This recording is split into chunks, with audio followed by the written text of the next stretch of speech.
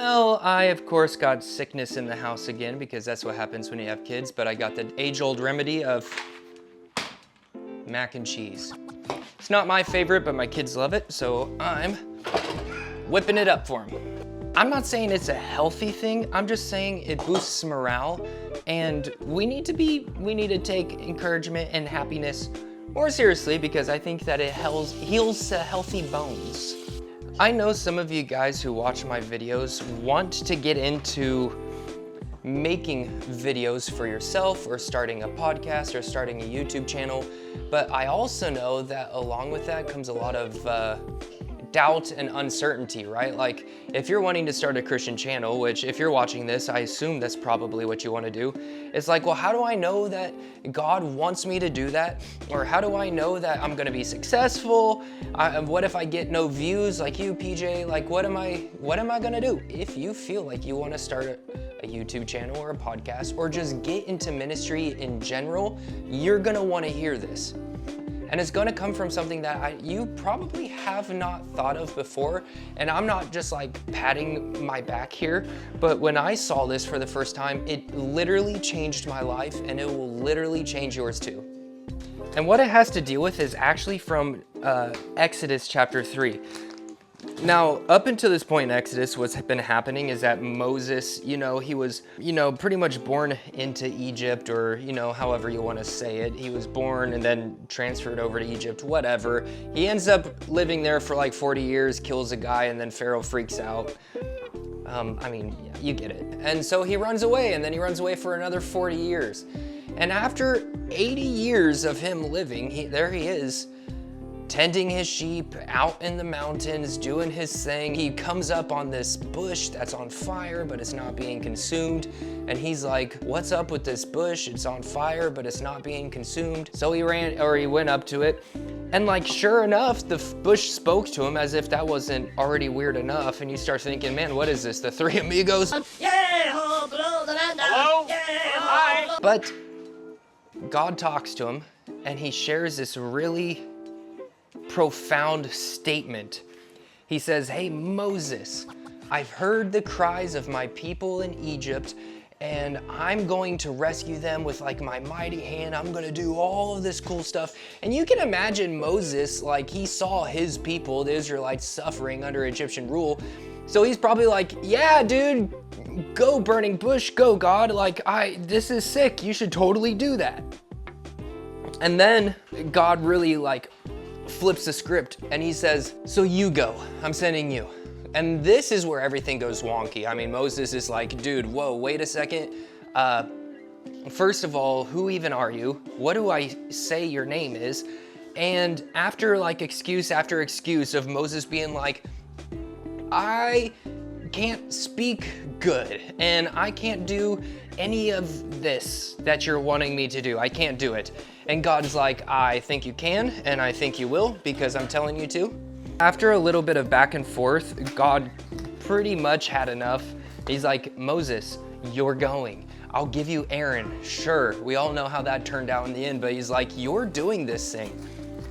Here's the part that I want you guys to hear. God gave Moses several different signs, sharing with him like, hey, I'm not just a random talking bush, I am actually God. So what God says is like, hey, that staff in your hand, throw it on the ground. He throws it on the ground and it becomes a serpent. That also happens again later on as Moses is getting rid of the Egyptians or whatever. Okay, 8 minutes. Let's see if we can finish this video in 8 minutes. And so if that wasn't enough, then God said, hey, take your hand, put it in your cloak. So Moses put his hand in his cloak, he pulled it out, and it was leprous and dying and decaying. And then God said, all right, now that you did that, put it back in. So Moses put his arm back in and it healed. Moses just still wasn't having it. And at the end, he essentially said, I can't do it, send somebody else.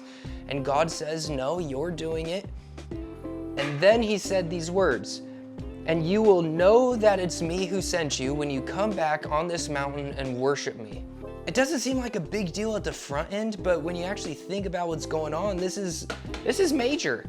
Because God's saying, I'm asking you to obey and trust me right now, and there will come a time when everything is done and you look back and you're gonna be worshiping me on this mountain, but it's not gonna be just you. You're gonna look behind you and see like the million Israelites that were saved out of Egypt because you were faithful.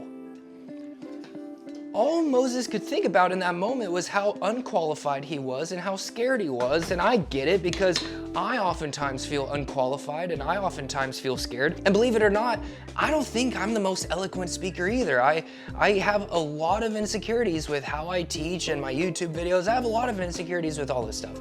But in the end, your fears and your inadequacies, but in the end, your fears and your inadequacies really don't matter, right? Because the answer that God gave Moses when Moses was complaining about it was, who made the mouth? Who made your lips? Who made your tongue? I made you, I formed you. I know what you're capable of. I know what you're not capable of.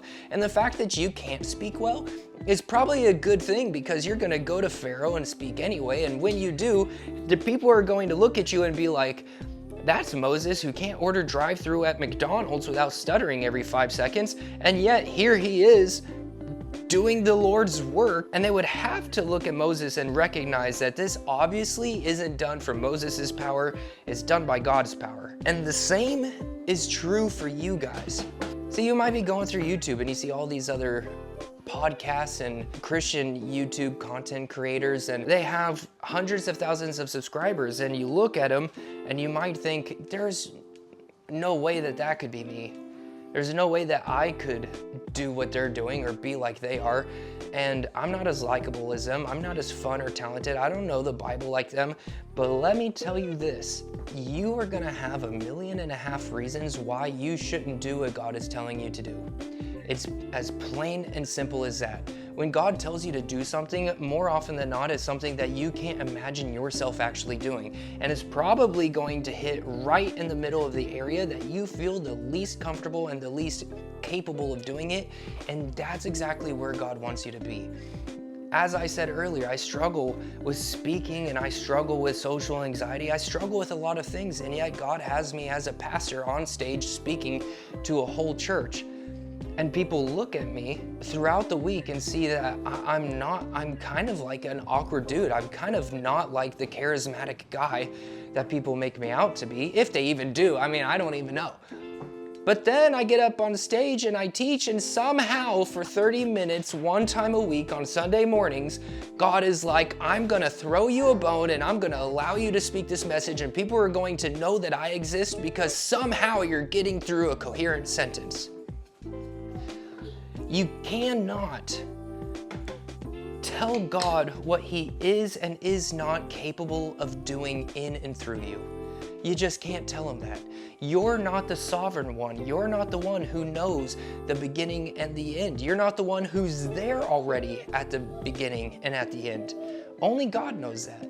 What God is asking you to do, just because he knows you and he loves you, is to be faithful. Do you feel like God is asking you to start a YouTube channel or a podcast? Do you feel like he's asking you to step into ministry or trust him with something, but you feel incapable and inadequate? Or you just are like Moses and you feel plain scared? Good, that's fine. Do it anyway. Do it scared, do it not totally sure. I mean, a lot of people are out there looking for signs, telling them like straight up, hey, you gotta go do this thing, but a lot of times God doesn't give you that.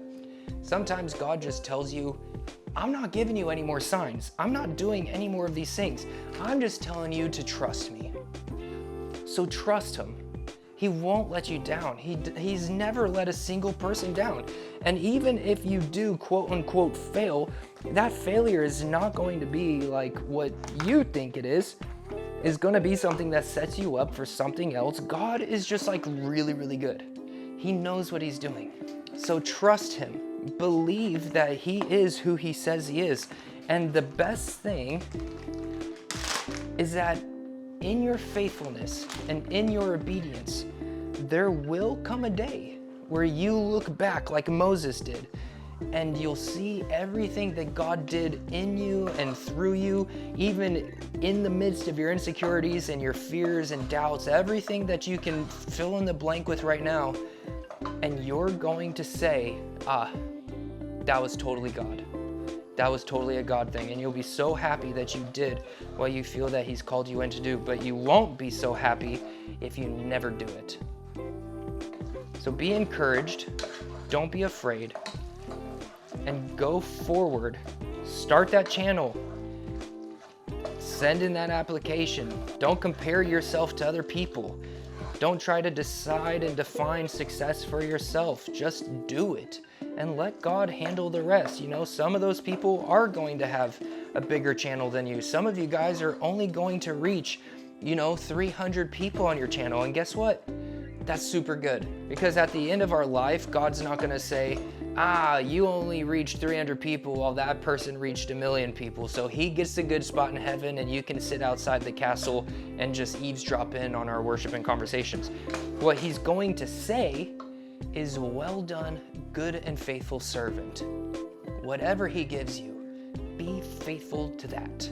All right, this mac and cheese is ready.